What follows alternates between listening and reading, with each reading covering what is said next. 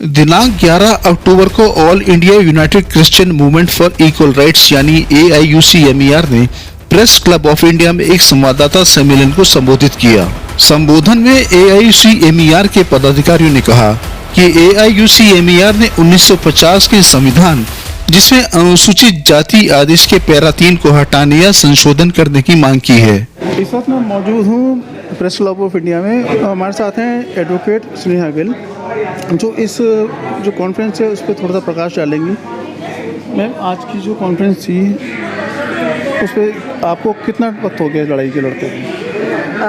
ये दलित क्रिश्चियन मुद्दा है, दलित SC स्टेटस के ऊपर ये मुद्दा है और इस लड़ाई को आप बता लीजिए कि ये लड़ाई पिछले 30 साल से चल रही है और इस लड़ाई को आप कोर्ट में लगा लीजिए, सुप्रीम कोर्ट में चल रही है। ये लड़ाई धरातल पर चल रही है और ये लड़ाई लोगों की मूवमेंट के ज़रिए भी चल रही है। जो कल आपकी जो मीटिंग KG बालाकृष्णन मिशन के साथ होने वाली है, उसमें आपको क्या उम्मीद है, क्या निष्कर्ष निकल सकता है इसमें?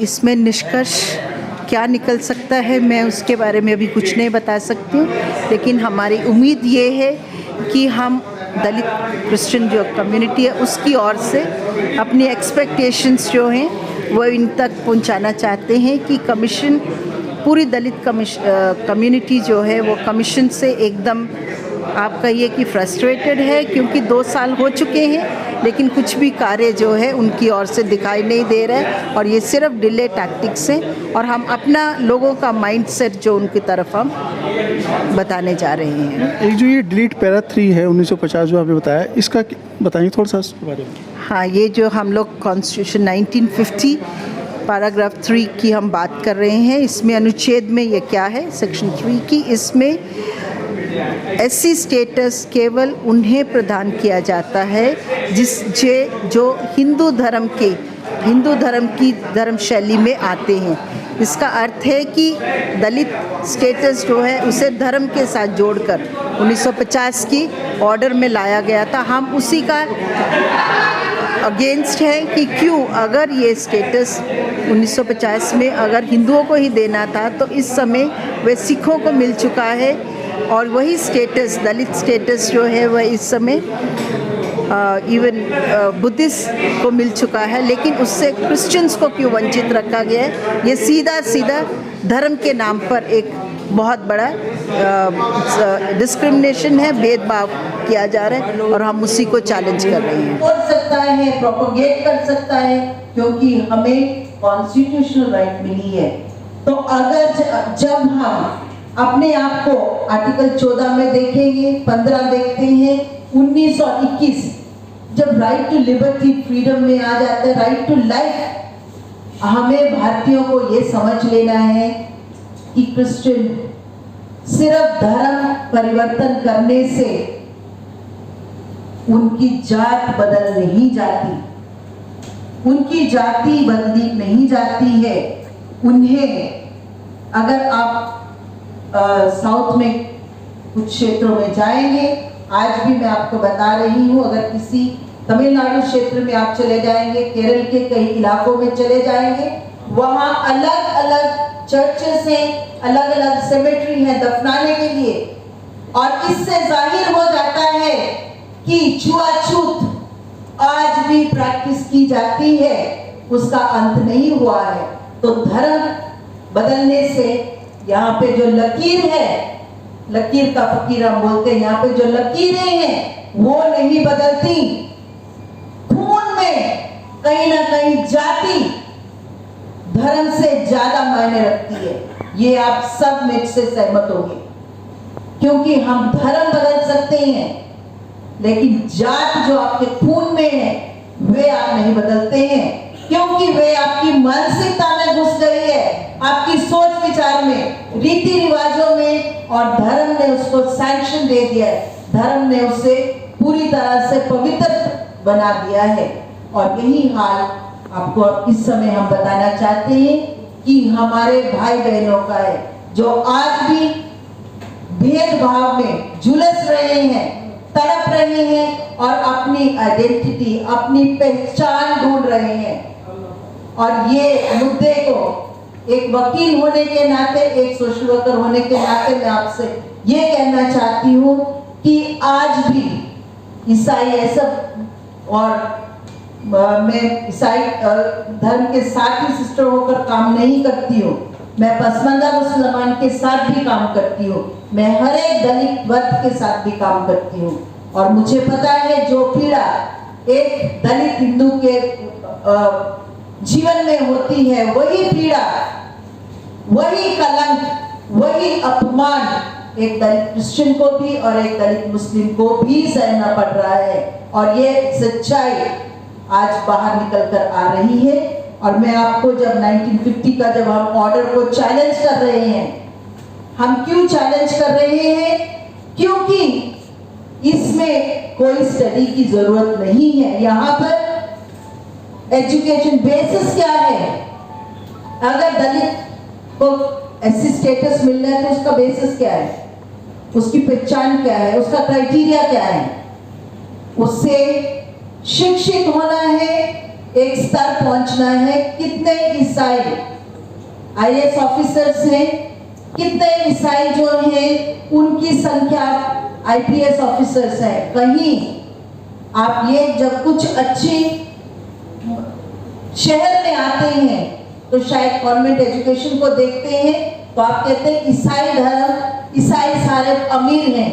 ये एक सच्चाई नहीं है, ये एक बहुत बड़ा झूठ आप देख रहे हैं। क्योंकि जो लोग आज भी गांव में हैं, आज भी वे अस्पष्टता का अनुभव कर रहे हैं, SC/ST एट्रॉसिटी एक्ट। और ये क्यों जरूरी है भाइयों और प्रिय दोस्तों? SC/ST एक्ट तब तक लागू नहीं होगा जब तक क्रिश्चियंस को और मुसलमान को SC स्टेटस नहीं मिलेगा। अगर महिला, मैं आपको रेप की बात कह रही थी, अगर एक दलित महिला क्रिश्चियन महिला के साथ रेप होता है तो उसे SC/ST कैटेगरी में केस हम दर्ज नहीं कर पाएंगे। तो ये भेदभाव नहीं तो क्या है? खुलेआम ये भेदभाव है। और जब हम आर्थिक सामाजिक परिस्थितियों को देखते हैं तो ये जो रिपोर्ट हम बालकृष्ण की कमीशन की जब हम सच्चाई कर रहे हैं, इसमें कोई सच्चाई वाली मैं बात आपको बता देना, कुछ नई चीजें नहीं है। आंकड़े पिछले 50 साल से नहीं 70 साल के आंकड़े आप खोल के देख लीजिएगा। 80% जो लोग हैं शिक्षित हो गए हैं, शायद 10 या 12 तक। उससे आगे क्या है? कुछ नहीं। उसके आगे उनका भविष्य कहाँ है? तो वे भटक रहे हैं, खोज रहे हैं। तो हमारी जस्टिस KG बालकृष्ण कमीशन से क्या हम मांगने जा रहे हैं? हमारी जो कमेटी पैनल बैठा हुआ क्या मांग करने जा रहे हैं कि क्या आप लोगों की आंखों में, मुसलमानों की और क्रिश्चियंस की, धर्म के नाम पर आप भारत को क्यों बांट रहे हो? Right to freedom of religion जब आप तो वायलेशन कर रहे हो। आप अगर आज मैं हिंदू हूं तो कल मैं कोई भी जात को, कोई भी धर्म को अपना सकता हूं, लेकिन आपकी जात आपके साथ जाएगी। ये बात जब आप स्पष्ट हो जाएगी तो हम अपनी मांगे, अगर सिखों को SC स्टेटस मिल गया, अगर बुद्धिस्ट को आपने इन्वॉल्व कर लिया, तो अभी आप धर्म की बात क्यों उठाते हो? ये प्रश्न हम उठा रहे हैं। और जब मैं खुद उस केस में शामिल हूं, जब हम सुप्रीम कोर्ट में खड़े होकर अपने आर्गुमेंट्स देते हैं, बार बार यही कहा जाता है कि आपकी इंस्टीट्यूशन से आपको एजुकेट किया जा रहा है। लेकिन बहुत बड़ी सच्चाई ये है कि हमारे बहुत सारे बच्चे वहां तक पहुंचते हैं, 10 के बाद वो कंटिन्यू नहीं कर पाते हैं। क्यों? क्योंकि उनकी माताएं आज भी घरों में काम कर रही हैं, उनके पिताजी आज भी MCD के वर्कर होंगे, जिन्हें घर में पढ़ाने की, घर में माहौल, वातावरण, एक डॉक्टर, एक इंजीनियर का बच्चा, एक IPS ऑफिसर का बच्चा है और एक साथ में 4th क्लास वर्कर का बच्चा है। कितनी आप उसको कोचिंग दोगे? क्या वे समानता की बात करते हैं? यहाँ असमानता में समानता दिखाई जा रही है। तो इसलिए हमारी संस्थाएं जो भी कर रही है वे काफी नहीं है। उससे सरकार जो हमारा हक है दलित क्रिश्चियंस का, दलित मुस्लिम्स का, वे अगर सरकार इन्हें वंचित रख रही है तो उसके लिए लड़ाई लड़नी है और हमें अपने सुझाव जो हमने मेमोरेंडम में दिए हैं कि आप टाइम खराब मत कीजिए, लोगों की जिंदगियों से खिलवाड़ मत कीजिए, समय बिगाड़ना नहीं है। 70 साल 1950 से ये मांग चल रही और कहां से ये बैकडोर का पीछे से ये डाला गया है कि based on SC status will be based on religion and you have to be part of Hindu religion. आपको हिंदू होना है तब आपको एससी स्टेटस मिलेगा। तो फिर सिखों को क्यों मिला है, फिर बुद्धिस्ट को क्यों मिला है, वहां धर्म क्यों परिवर्तन हो गए? तो ये बहुत ही गंभीर प्रश्न है और ये लोगों के विषय है और ये लोगों की आह्वान है, लोगों की पुकार है और उन्हीं लोगों की आवाज को लेकर आज हम यहाँ आए हैं ताकि हम आम जनता के द्वारा और खासकर मीडिया के द्वारा इस अहम मुद्दे को उजागर कर सके और आम जनता को बता सके कि कैसे संविधान को लेकर उनके साथ खिलवाड़ किया जा रहा है, उनका टाइम खराब किया जा रहा है, उन्हें उनके हकों से कहीं ना कहीं वंचित रखा जा रहा है। जो जातिगत आधार पर अनुसूचित जाति का दर्जा देने से ईसाई धर्म के अनुयायियों को वंचित करता है। AICMER के अध्यक्ष ब्रदर जोश डैनियल ने कहा, अनुसूचित जातियों के लिए आरक्षण का उद्देश्य उन सामाजिक और आर्थिक असमानताओं को दूर करना था जिनका सामना वे परंपरागत रूप से करते आए हैं। धर्म के आधार पर इस लाभ से ईसाई अनुसूचित जातियों को बाहर रखना पूरी तरह से असंवैधानिक है और उनके साथ दोहरा अन्याय है। AICMER का कहना है कि हम सरकार और न्यायपालिका से अनुरोध करते हैं कि इस भेदभावपूर्ण पैरा 3 को तुरंत हटाया जाए या इसमें संशोधन किया जाए ताकि सभी अनुसूचित जातियों को समान रूप से अधिकार मिल सके। यूपीए सरकार ने 2005 में अनुसूचित जाति से धर्मांतरित ईसाइयों की सामाजिक आर्थिक स्थिति का अध्ययन करने और रिपोर्ट देने के लिए मिश्रा आयोग के नाम से जाना जाने वाला अल्पसंख्यक धार्मिक और भाषाई अल्पसंख्यक आयोग की स्थापना की थी। न्यायमूर्ति मिश्रा आयोग की रिपोर्ट 22 मई 2007 को प्रस्तुत की गई थी। तब यूपीए ने अपनी सहमति देने में देरी की। आयोग की रिपोर्ट में सुझाव दिया गया कि अनुसूचित जाति और दलितों को धर्म से अलग किया जाना चाहिए जो अपने धर्म के बावजूद जातिगत कलंक से पीड़ित है और अनुसूचित जाति का दर्जा सभी दलितों को दिया जाना चाहिए चाहे उनका धर्म कुछ भी हो। अनुसूचित जाति के ईसाइयों के मौलिक जन्मसिद्ध और संवैधानिक अधिकारों को पिछले 60 सालों से नकारा जा रहा है।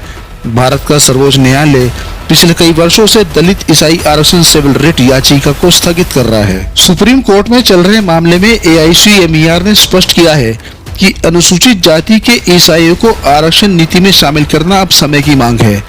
इस मुद्दे को लेकर समुदाय के साथ साथ विभिन्न राजनीतिक दल और सामाजिक संगठनों ने भी समर्थन दिया है।